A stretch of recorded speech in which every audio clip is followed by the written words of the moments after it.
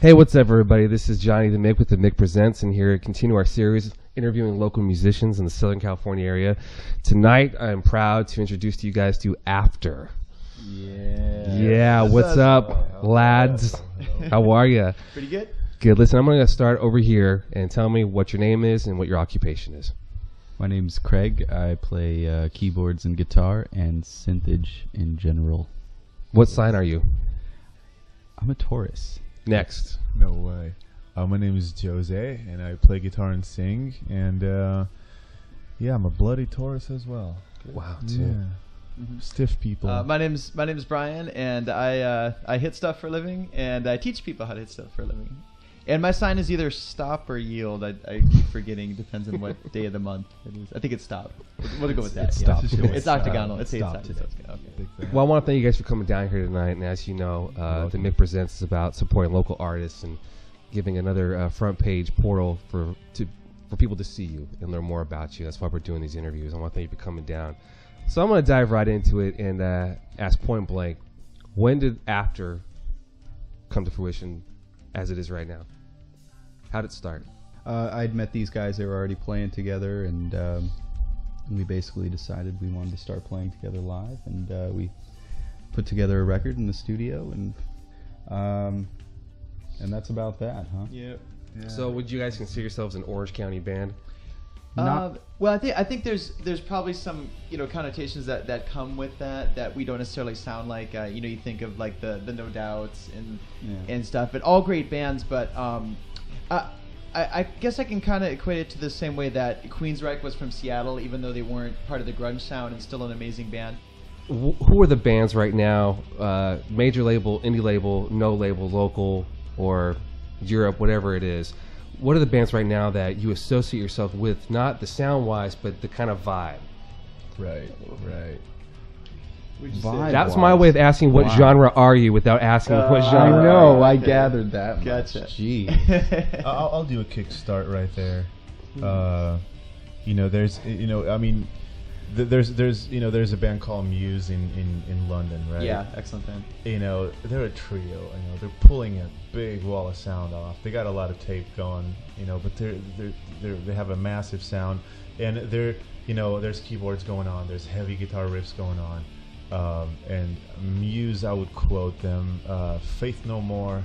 Yeah, definitely. Was big with the keys going on along with the rock. Let's talk about the record, self-titled, called After. The big message coming out of it is anything's possible in a record or something as far as blending styles. But I think what people have been talking about it is mostly,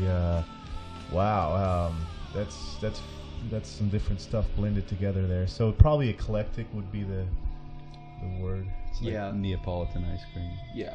Only there's like the good 5 kind though, flavors. not the kind you get in the big plastic bucket. But, No. You or, get it in like a more 1 of pint. Yeah. So tell me about the record you guys are working on right now. One of the things I like about this EP and just the band in general is the amount of space they let me explore as a drummer, and not just let me confine to 1 beat or 2 beats, or some songs even 5 or 6 or more, or 7 He's beats. unleashed. And and I really wouldn't be able to explore really that intricately with any drum parts if it wasn't for such good musicians like you guys. I see a lot of bands that go for just the art. Then there's other bands that go just for the performance. And there's other bands that just go for a look. Where do you guys put yourself performance-wise for your audience? What are you trying to get the audience to do? How do you want them to participate in your shows? You know what?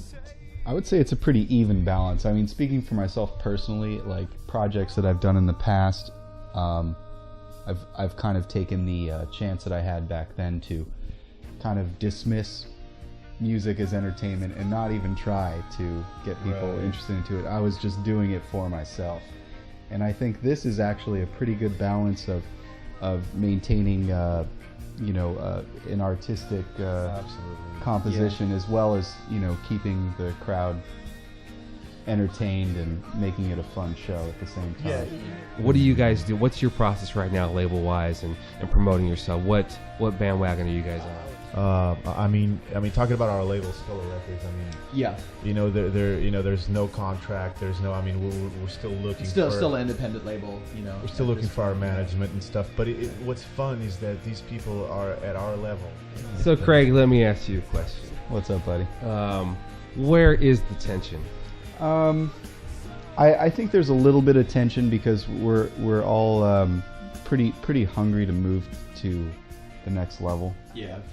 And I think we're all pretty ready. You know what I mean? I think our last collection of songs proved it, and we're at the point where we're writing material where it feels like it should be done with a budget and some more important point, man. Just backing in general, like absolutely. Brian, what do you want to say to that 12-year-old or that 50-year-old listening to music right now?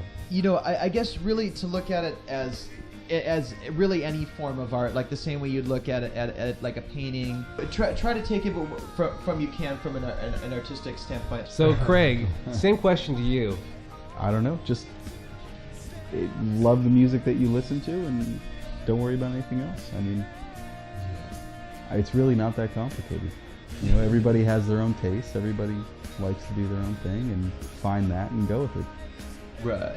And our infamous lead singer here. Oh, completely. I'm totally with you. And music, you got it. All it boils down to is what he hits you right there. Of course, big cliche, but a lot of friends are probably going to tell you that band sucks, and a lot of even your family might not approve it or this or that. But it all comes around if you stay truthful to what you like. Even if you're not going to be a musician or whatever. Listen, I want to thank you guys for coming down, hanging out with us tonight, and being a part of this. Again, the message seems pretty universal here on that red couch, and that is, this is for art. Yep. And I want to thank you guys sincerely for coming down here and talking about art instead of what we're seeing on CNN and even MTV these days. Our pleasure. Everybody, go check these guys out. They're absolutely incredible. And I hate to sound cheesy again, but that wall of sound, very few bands produce that live, and this band does not fail to deliver such a concept. So thanks again, After, for joining us in the studio. Thank you very much. Thanks.